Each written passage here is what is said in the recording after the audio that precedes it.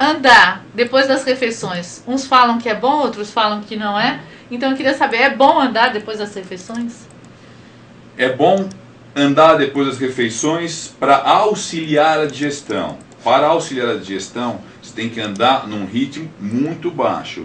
Só para que você melhore os movimentos peristálticos, que são os que levam a comida para baixo, para que você facilite um pouco esse trabalho. Agora, se você está objetivando andar como exercício, que seria andar rápido, com a frequência cardíaca mais alta, aí depois das refeições não é um bom horário, porque o sangue vai estar lá tentando digerir a comida e você vai estar jogando ele para os membros inferiores, para as pernas. Então, vocês já ouviram falar, nossa mãe falava de um negócio chamado congestão? É isso que pode acontecer.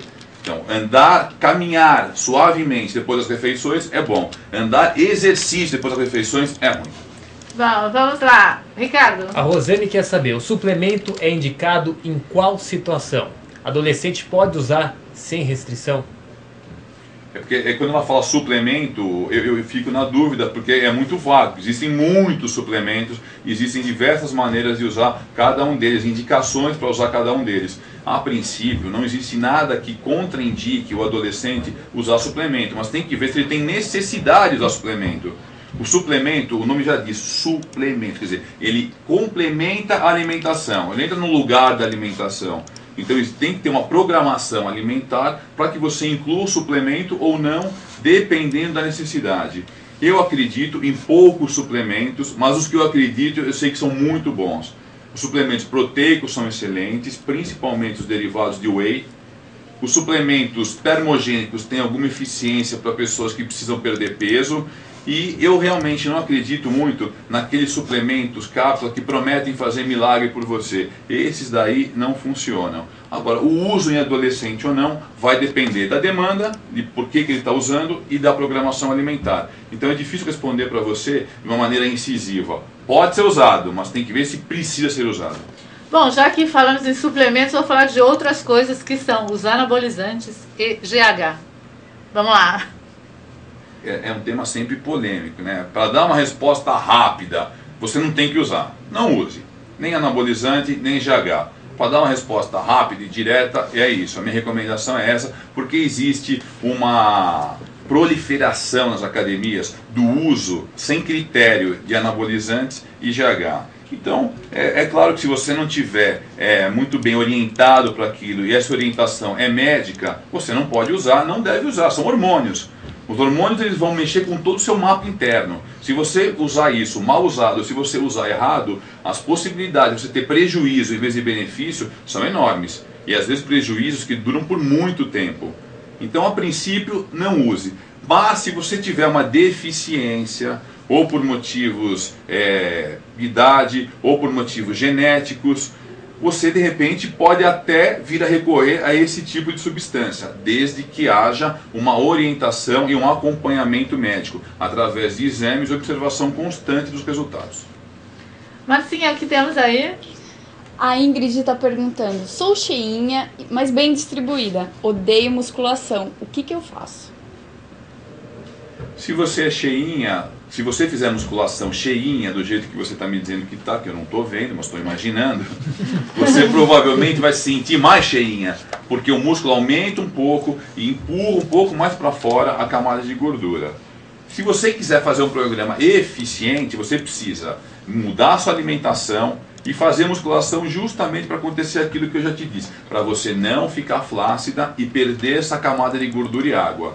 Agora, se você é uma cheinha dura, quer dizer, se você já tem uma massa muscular consistente, talvez por motivos genéticos, aí uma atividade aeróbica é suficiente para você dar uma emagrecida, desde que o teu programa de alimentação seja compatível. Vocês não podem esquecer disso. A alimentação é 70% do resultado.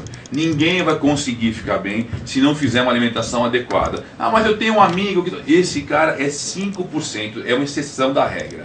A gente não pode se basear pela exceção. A média, 80%, 85% das pessoas precisam de uma alimentação muito controlada. E não é comer pouco, é comer certo. Tem um monte de coisa que pode comer que vocês nem imaginam. Comer certo para atingir o resultado. 5% pode fazer o que quiser. Esse é privilegiado, nasceu assim. E tem os outros 5, 10% que por mais que faça certo, tem muita dificuldade. Esse deu azar, deve ser muito inteligente, deve ter outras características positivas, porque vai ter muita dificuldade para ficar bem fisicamente. Bom, gente, tá sendo uma aula aqui pra gente. E agora eu vou dizer pra vocês, quanto à promoção, né, que vocês devem estar ansiosos para saber se ganharam ou não ganharam. E quem não ganhou, não fique triste, porque teremos muitas promoções ao longo desses programas aqui. Então, não fique triste, realmente só tínhamos 10 CDs de cada um. E vamos lá, vou falar os 5 primeiros da TAEM, que são Diego Custódio, de Osasco, São Paulo. Cíntia Romilda Pereira Galindo, de Alagoas, Pernambuco. Rafael Rodrigues da Silva, Campinas, São Paulo. Jéssica Cristine, de Alto Maracanã, Colombo, Paraná. Paula Correia Machado, de Cachoeira do Sul, Rio Grande do Sul. Esses foram os ganhadores de 5 CDs da TAEM. Ainda faltam outros 5 que depois a gente volta. Agora eu vou falar os 5 do Leandro, os 5 primeiros, né? São André Silva Araújo, de cidade Coronel Fabriciano, Minas Gerais. Bruna Carolina Oleskovics, de Canoinhas, Santa Catarina. Helder Peixoto da Costa, de Santo Antônio de Jesus, na Bahia. Tem mais um na família aqui, Rafael Peixoto Teixeira. Realmente eles são muito originais, né? E foram escolhidos. De cidade Santo Antônio de Jesus, na Bahia. São 2 parentes, eu não sei o que eles são, tem endereço diferente, mas é a mesma cidade. E Beatriz Ferreira da Silva, de Santos, São Paulo. Os outros 5 de cada um a gente volta mais tarde para falar. E vamos continuar aqui com o Flávio.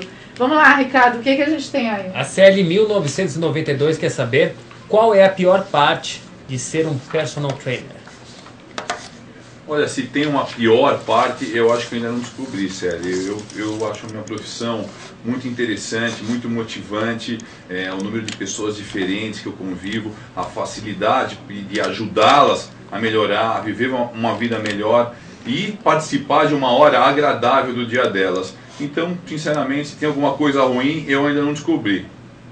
Marcinha, que temos? Comer doce à noite dá aquela barriguinha? E o que fazer para perder aquela barriguinha em tempo recorde? Então você tem um problema que está ajudando o outro. Se você come doce à noite, você está ajudando a aumentar a barriguinha. Vou tentar explicar para vocês rápido como é que isso aí funciona. O doce libera um hormônio chamado insulina dentro do corpo. Esse hormônio é um hormônio de armazenamento. Quando esse hormônio é liberado em excesso, e isso acontece principalmente por causa dos doces, do açúcar contido nos doces, você dispara no seu corpo um processo de engorda. Você manda um sinal para o seu corpo dizendo o seguinte: você vai acumular gordura, você vai queimar carboidrato, que é o açúcar, e vai acumular gordura. Então esse processo você não consegue evitar, a não ser que você não coma o doce. E não é só à noite, é na maior parte do dia. Quer dizer, na maior parte do dia não, é durante todo o dia que isso acontece. À noite é um pouco pior, porque você não vai ter nem a chance de gastar. Você vai comer e vai dormir. Então, o consumo de doce tem que ser muito moderado para quem quer emagrecer, para não ser evitado. Eu uso um termo que é a palavra xiita. Eu falo para meus alunos: você quer emagrecer? Quero. Então você está num processo xiita. Durante esse processo xiita, você não pode comer doce, fritura de imersão e carboidrato refinado. Não é só doce. Arroz branco, pão branco, macarrão de trigo normal, bolo, biscoito, bolacha. Tudo isso vai atrapalhar ou liquidar com todos os seus bons objetivos, com toda a sua boa intenção. Então, doce à noite ajuda da barriga sim, doce durante o dia também ajuda da barriga. Então, se você quer perder essa barriguinha, o seu primeiro passo é esse: evitar tudo que é branco. Açúcar branco, tudo que tem origem em farinha branca, como já falei, biscoito, bolacha, arroz branco, que não é de farinha, mas é branco. Tudo isso você tem que evitar durante o período que você quer emagrecer. Depois você vai comer controladamente para conseguir manter o emagrecimento, porque senão volta tudo. Escuta, e o tempo assim, eu comi alguma coisa gordurosa, comi alguma coisa com tudo que não devo. Qual o tempo que isso faz virar gordurinha ali indesejada no meu corpo? é difícil de falar para você esse tempo se a gente não souber exatamente o que é que você comeu. Mas vamos separar as coisas. Uma coisa é você comer açúcar, outra é você comer gordura. Não, gordura, gordura mesmo. O que nós estamos chamando o que de gordura? Ah, coisa frita. Batata frita, salgadinho, sabe? Esse bolinho de bacalhau, aquele que vem lotado de gordura, que é delicioso, mas é impossível de tanta gordura que escorrega, assim. Como é que isso fica, assim? O tempo que... Vamos contar aqui um tempo razoável para você ver isso aí se transformar em gordura. E observar isso aí no seu corpo, seja de mais ou menos 24 horas. Porque vai ter a digestão, a absorção, a acumulação. Você pode dar sorte de queimar aquilo no meio do processo ou não e aquilo ficar acumulado. Então batata frita, por exemplo, é carboidrato frito. É batata mergulhada no óleo com sal. Isso é uma bomba. Agora, você não vai comer nunca? Vai comer, de vez em quando, um pouquinho. Você não pode comer isso aí o tempo inteiro, não pode fazer parte da sua programação alimentar. Bolinho de bacalhau, uma delícia, também de vez em quando você vai comer, mas ninguém vive de bolinho de bacalhau. O que você não pode é cometer todo dia um pecado.